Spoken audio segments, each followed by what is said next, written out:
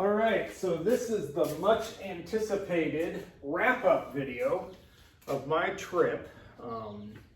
And I tried to figure out what I wanted to do, what I wanted to say.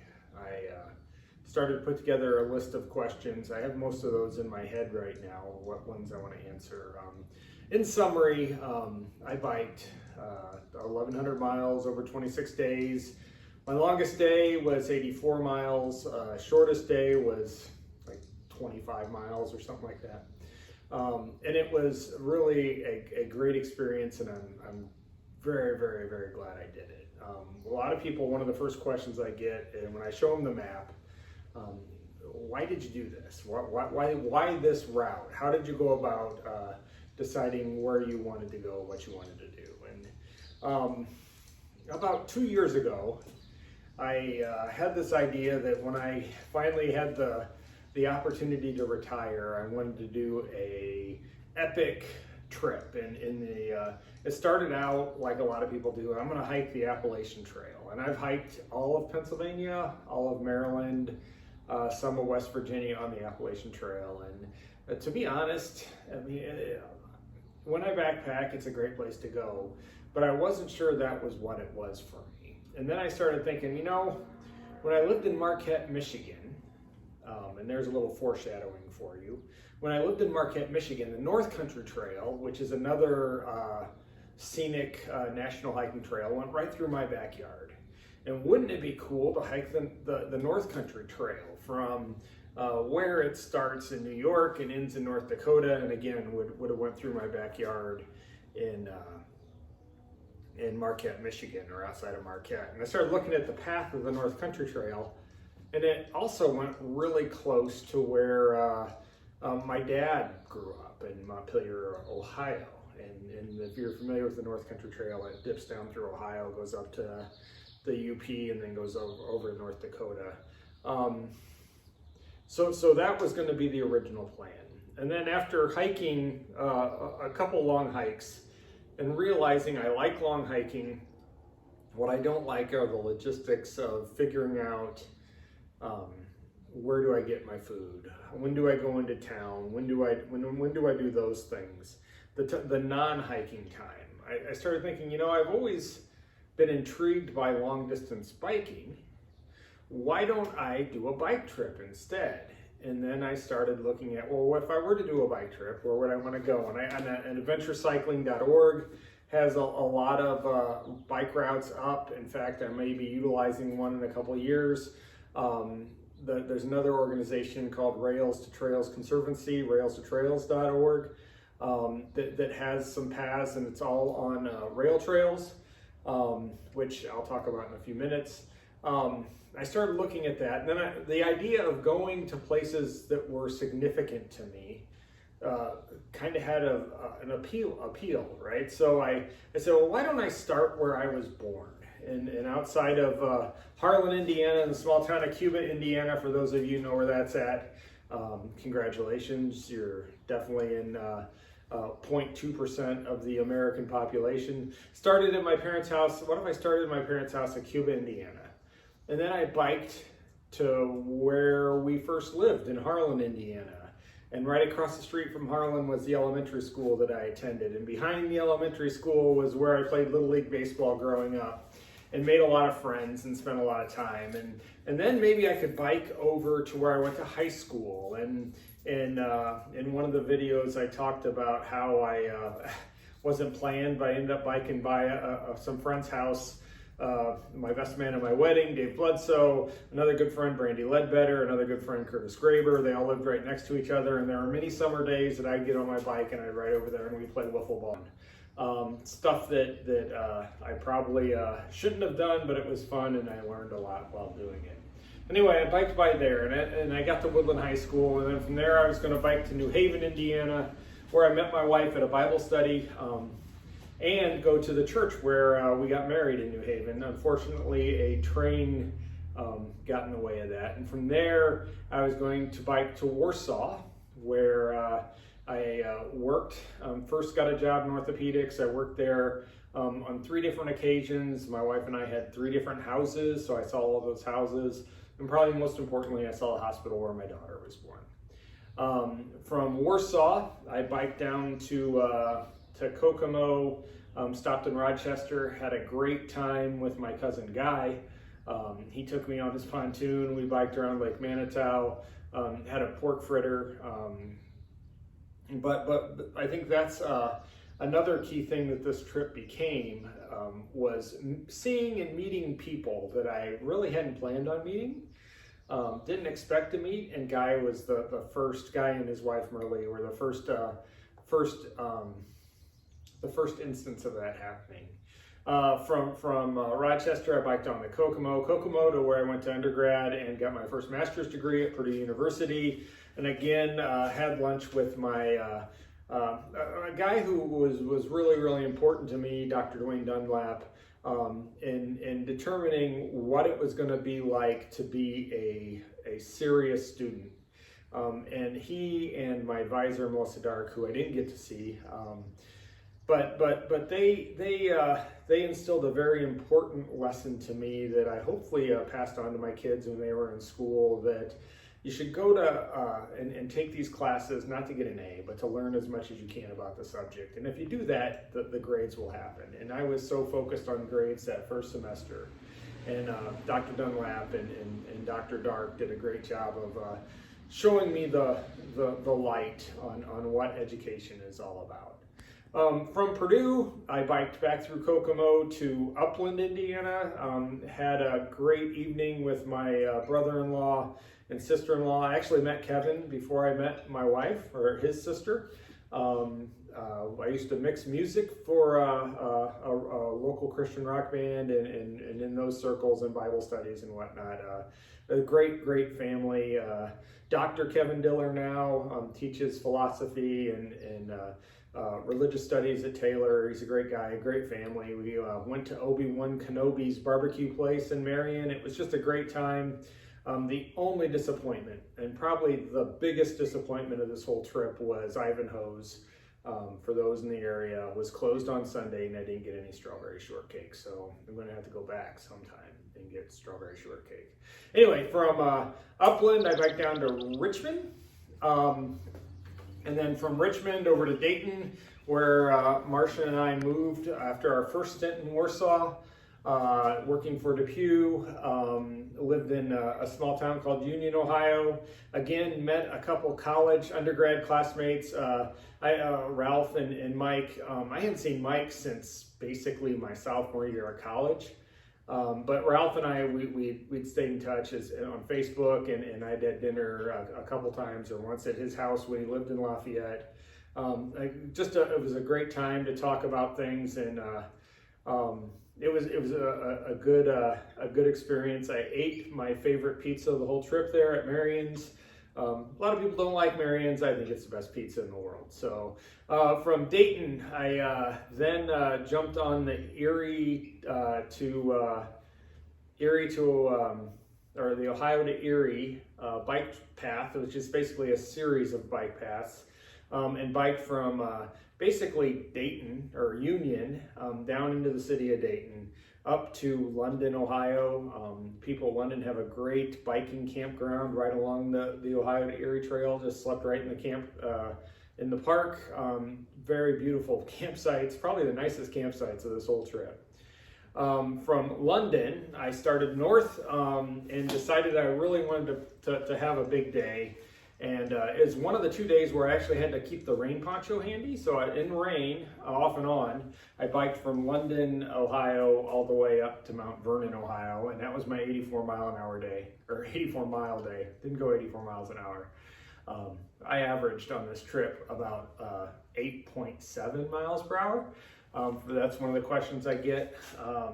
And on the way up, my wife noticed I was going to Mount Vernon, and she remembered that my middle son, Mark's girlfriend, their family owned a farm that they would stay at once in a while in Mount Vernon. Through some quick text messages and phone calls, it was discovered that indeed there was a farm and a yard that I could camp in Mount Vernon. So I made my way to Mount Vernon, 84 miles, mostly bike trail through city of Columbus, not so much, but outside of Columbus, it was mostly bike trail. Had a great couple donuts at a place called Amy's Donuts in Columbus that day. Camped that night in London, or in Mount Vernon. The next day, I made my way up to Millersburg, and then from Millersburg to Alliance, Ohio, then into Pennsylvania, and I stayed in Darlington, ate the best Italian meal I've had in a long, long time at a place called Sal's in Darlington, Pennsylvania.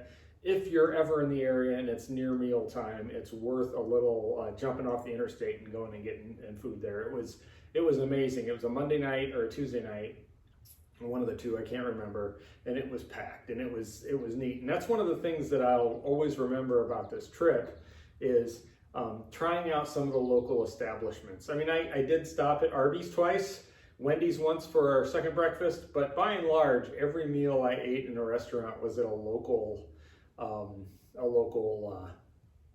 fair type place, and it was great. From Darlington into Pittsburgh for my second rest day. And then Paul showed up and we biked down the C&O, or down the Gap, the Great Allegheny Passage from Pittsburgh to Cumberland, Maryland. And then from Cumberland, Maryland, we got on the C&O and biked towards Harper's Ferry. I jumped off before Harper's Ferry. Paul went on to Harper's Ferry. Together, Paul and I did 250 miles. It was great that he came out to do this with me. I feel a little guilty because I'm sure we didn't go as fast as he would have wanted to or would have liked. And he probably feels a little guilty because he probably knows he pushed me a little faster than I probably would have liked to have gone. But it worked out great. I'm a much better, much stronger bike rider today than I was 36 days ago when I started this adventure.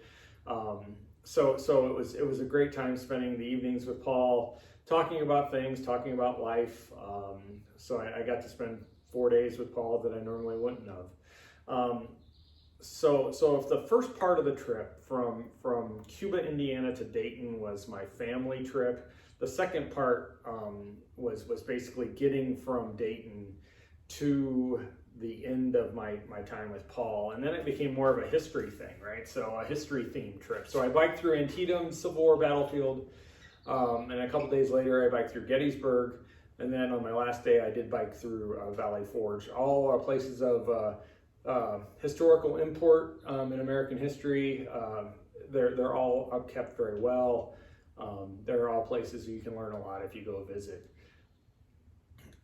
Excuse me. The theme of the last day was heat, or the last few days was heat. We were in the midst of a big heat wave on the East Coast. And that about got me in Lancaster. So after Gettysburg, I biked from Gettysburg to Lancaster, Pennsylvania, and the last 5 or 6 miles were probably the hardest 5 or 6 miles of this entire trip. So some of the frequently asked questions I get is, how did you plan this, and I went over a little bit about picking the waypoints of places of significance. But basically, all of my planning was done in a program called, but it was Google Maps. And back and forth between the Rails to Trails Conservancy website, which their Trail Link app shows you all of the rails to trails that they recognize across the United States. And what I did was I'd start with Google Maps saying, okay, I want to go from Atwood, Indiana, which was where a house Marcia and I first lived in after we got married, to Kokomo. And I know that there was a rail trail from Rochester to Kokomo called the Nickel Plate Railroad. It was a Nickel Plate Rail Trail. It was a great path. Paul and I actually did it when he was in Boy Scouts and we lived in Warsaw, or at least we did half of it from Peru to Rochester. And I knew I wanted to hit that. So what I would do is I'd find out where I wanted to go. I would look for rail trails, and then I would connect to starts and ends of those rail trails to make most of my ride off-road, right? The less I interacted with traffic, the safer I felt. So that's how I did it. It was basically Google Maps and railstotrails.org. And then when I knew from a couple websites, the Bicycle Touring Pro, Darren Alf, as a YouTube channel, and Ryan Doozer has a YouTube channel. Cycling About's another YouTube channel.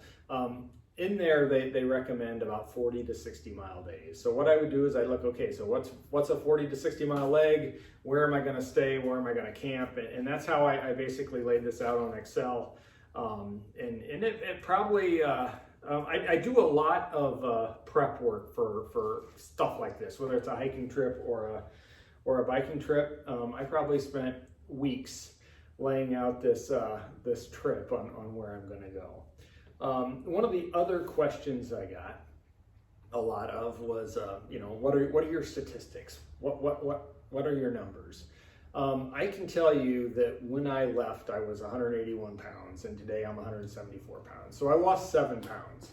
But I think what's more important is where I moved some weight around. I used to have a much larger side profile on my keister and my belly than I have today. And I don't think I just lost weight there. I think I moved quite a bit of the fat from those areas and put muscle into my legs. So I may have only lost 7 pounds, and 7 pounds is significant. It's nothing to be ashamed of. But I also moved more fat off my body while I was building muscle on my legs. The other interesting thing about that is when I pulled into my driveway the next day, I stepped on the scale when I woke up, and I was 177 pounds. And for the entire week, my weight just kept going down and down and down. And I think that is my body's metabolism was still on fire. And, I couldn't eat enough to keep it going. And I continued to lose weight. So now I've leveled off at 174. I've also dropped my food intake quite a bit from where I was doing on the bike trail. I made one of the videos where I talked about second breakfasts.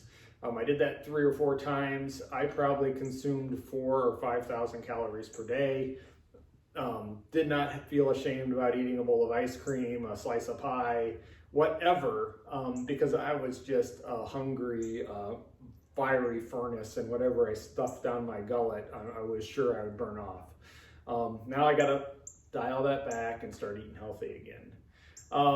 Biggest surprise of the trip? Brian, what was your biggest surprise of the trip? I think, to me, the realization of how small this country really is. And my dad was asking me that. He goes, man, when you said you were going to do this, I just thought you were crazy. That's a long way from, it takes, 8-9 hours to drive it on interstate. And you more than doubled the length by zigzagging up and down across the country. I can't believe you did that. And to me, I rode 80 miles a couple days, but on average, if you look at my total miles over the total days biked, I averaged less than 50 miles a day. A normal person bikes around 12 miles an hour, 10 to 12 miles an hour with nothing on their bike. With a fully loaded bike, I was under that, about 8.9. But all it is time and seat. I never felt like, boy, this day is going to be really, really tough. And to me, that just tells me how small the country is.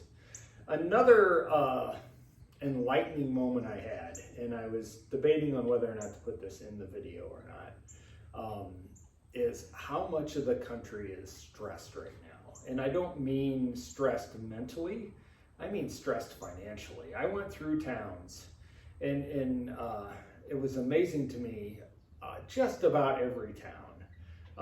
And maybe it's where they put bike paths, or they can't navigate bike paths around it. But I saw a lot of very, very, very tired communities. Financially, communities really struggling to make it. Lots of boarded up stores, lots of boarded up businesses, lots of boarded up houses, lots of cars that are in disrepair, lots of people that look like they were struggling. And makes me feel blessed to be able to do something like this and retire, or take 3 or 4 months off before I go out of retirement, and do this trip. But there's a lot of people out there that are hurting, and I saw that on this cross section in towns like Canton, Ohio. in towns like Darlington, Pennsylvania, which actually had some nice parts, but Pittsburgh, I drove through biked through some really stressed parts of Pittsburgh, Dayton, Ohio, London, Ohio. Just about every town I went through, you could tell that the community was hurting, and that was a little sad. We got a great country, and I think we need to pull together to make it great again. People often ask, what's your most valuable piece of equipment? What thing would you, if you had to do it over again, what would you not do without? And I got the bike here, I got the panniers here, but probably my most valuable piece of equipment is this shirt. This shirt I wore every single day. I washed every single night. I used it as a washcloth every night. So I'd wring it out in cold water and wash my body off. Then I'd wash a shirt. I'd hang it on a clothesline when I camped. It was just great. This is a Patagonia Capline cool merino wool shirt. It's 65% merino wool, 35% synthetic. The nice thing about it is you sweat like a dog in this thing all day long, and it doesn't retain any odor. It dries your sweat off really quick. If I were to say, Brian, you can't replace one thing, what would that one thing be? It would be this shirt. All right, so the last question I was going to answer, so what's next, right? So this was what I titled Life Trip Part 1.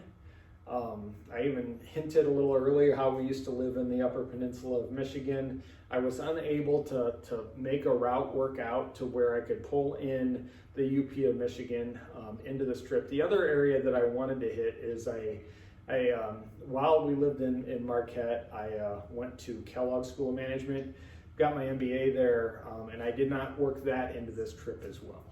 So next summer is going to be Life Trip Part 2, and basically I'm going to do a modified circle tour of Lake Michigan. I'm going to start somewhere on Lake Michigan, and I'm going to end at the same spot at Lake Michigan, and I'm going to make sure that pathway takes me through Evanston, Illinois, so I can see and experience Kellogg once again, and I'm going to go through Marquette, Michigan, so I can see and experience Marquette again.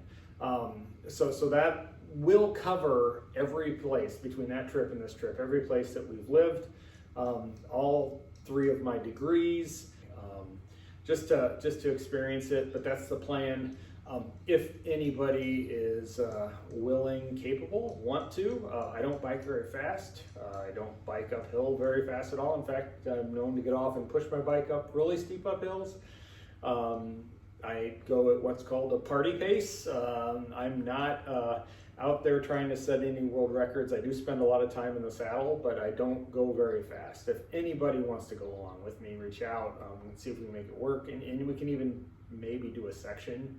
You don't have to do the whole thing, but if you would say, hey, I always thought it'd be cool to bike from Marquette to Mackinac Island, or I thought it'd be cool to bike from Green Bay to Escanaba, or Chicago to Milwaukee, let me know, and we'll see if we can make it work. So that's what's up next. I appreciate everybody and the comments they put in to share with me, the positive encouragement, the questions. It was almost like I had an army of people with me. I said in one of the videos I wasn't sure I'd be able to finish once I started,